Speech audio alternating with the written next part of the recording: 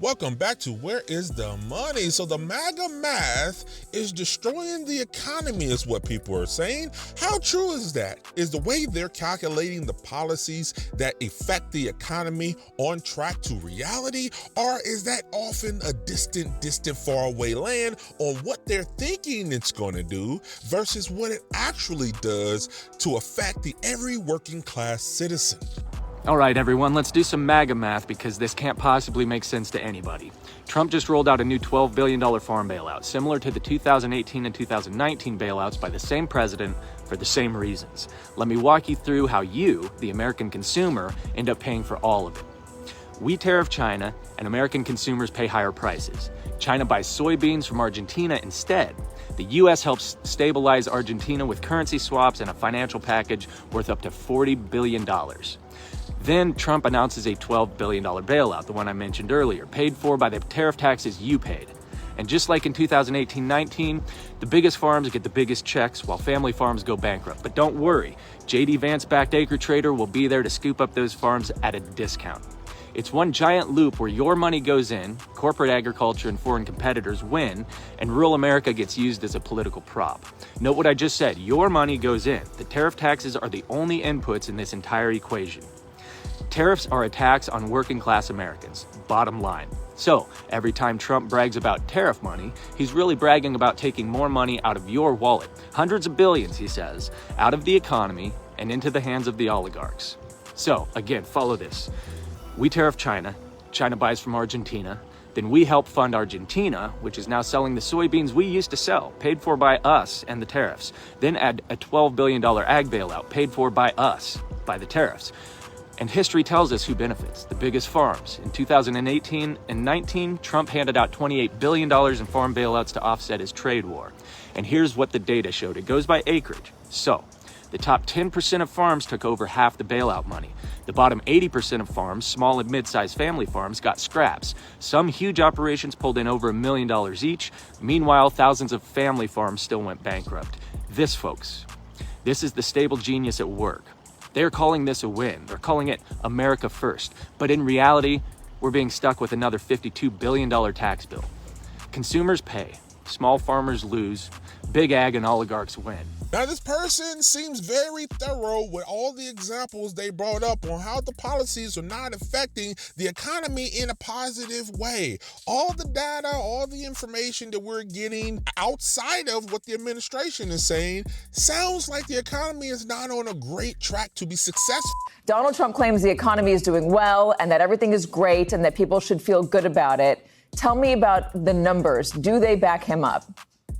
Well, yeah, good luck selling that message to the American people, Katie. So look, it's been a wild week for economic data. And to break it down, what we saw is unemployment rising to 4.6%. That is the highest in 4 years. The other number you pointed to that I think is spot on is wage growth is slowing down. It's not negative. Wages are still growing at 3.5% on average, but that is the weakest wage growth in 4 years. It's undeniable that this hiring market is basically a hiring recession. If you don't work in healthcare, good luck finding a job. It's really hard out there right now, and it doesn't seem like any sign of a pickup in hiring heading into the new year. Doesn't sound like the economy is on the perfect track to be successful. Now, Trump sits in interviews all day long and saying the economy is great, it's the best ever, it's an A++ economy. All this we hear, but that's not what we're seeing, though. Okay, MAGA, we need your opinion on this. We need to hear your real thoughts about your orange cult leader on this. The most important thing you say, or the thing you say is the most important thing to you, and that is the economy. Now, when Trump ran for office a second time, his big promise was that he was going to make everything cheaper on day one. On day one, everything's going to be cheaper. You heard that speech 1,000,000 times when he was running for office. Now that he is in office, his two-pronged plan for you, or his two pieces of advice, I should say, for you when it comes to the economy, are simply this. Number one, affordability is a Democratic scam. You should get that word affordability right out of your head because it's not going to happen. It's evil. It's evil to even think in terms of being able to have a lifestyle that you can afford. Second, his second big suggestion for you is actually a replay of something he said in his first term, which is, your kids don't need so many dolls. Your kids don't need that many pencils. Go without some pencils and some dolls. Meanwhile, he is lining his pockets. Him and his plutocrat billionaire buddies are becoming mega rich.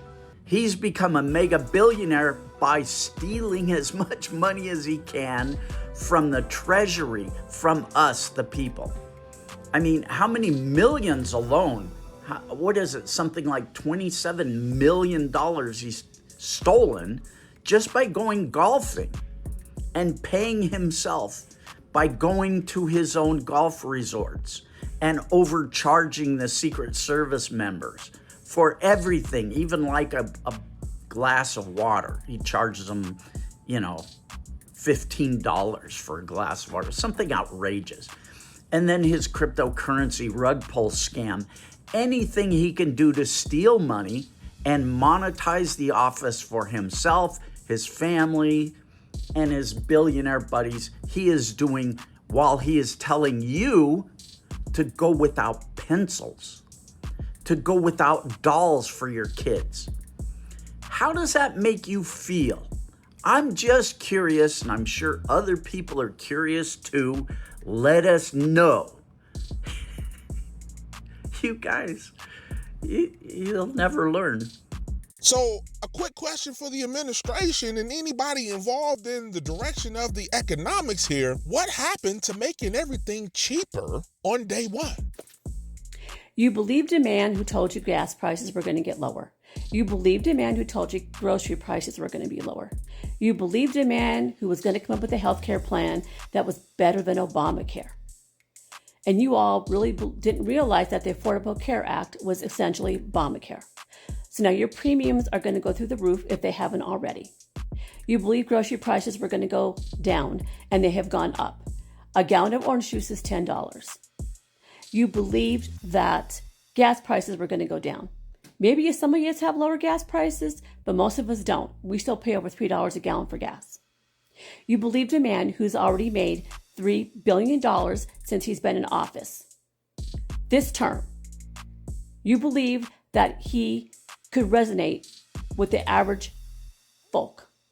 You believe that he understood what it was like to have to go buy groceries and decide, do I pay this bill or do I go buy groceries for my family? He has never a day in his life had to go without anything.